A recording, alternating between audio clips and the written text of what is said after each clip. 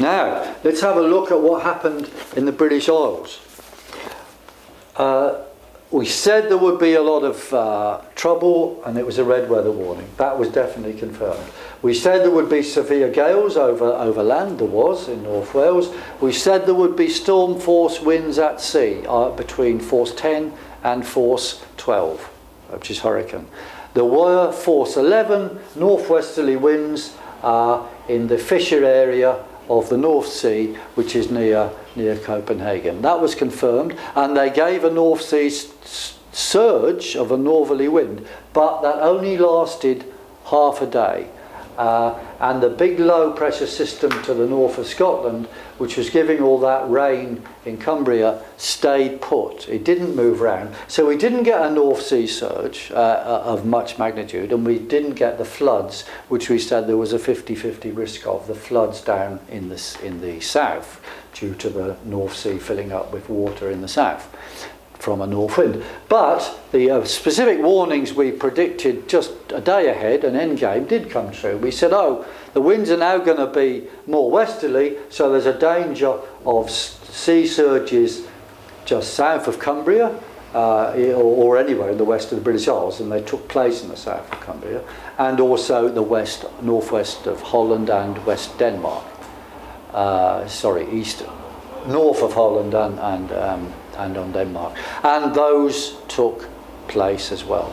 We also warned that standard meteorology would still underestimate the strength of events, and indeed they did.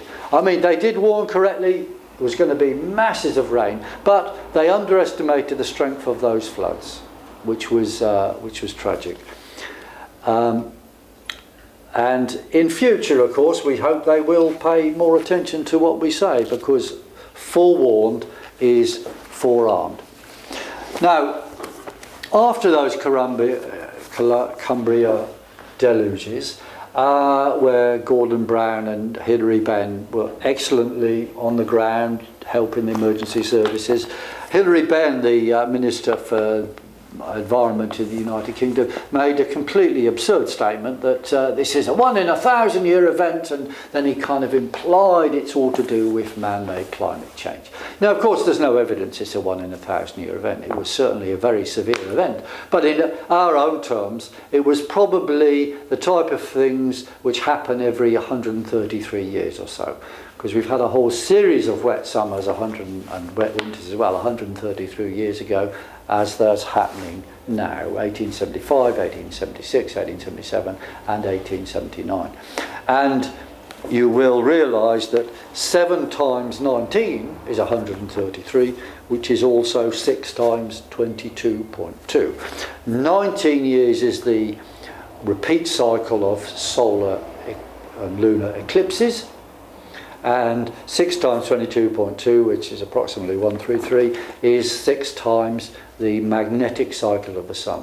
So basically, when the lunar modulation of the magnetic cycle happens in the same sort of way, you get the same type of weather extremes. And this is why we've got these extreme events in the last few years, and why they will disappear in the next few years. However, Mr. Hilary Benn prefers us to believe that it's all to do with climate change, as he calls it. Now, here's a theory of climate change, is that global warming leads to extreme events.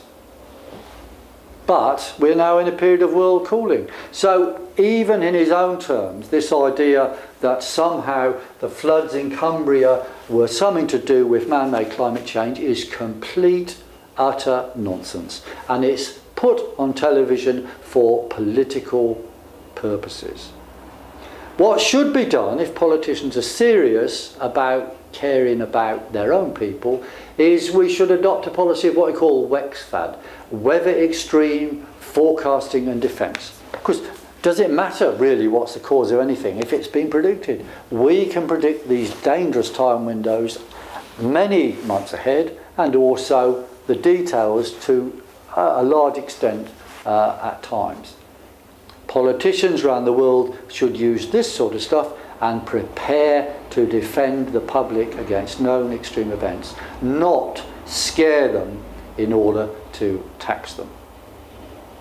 Thank you.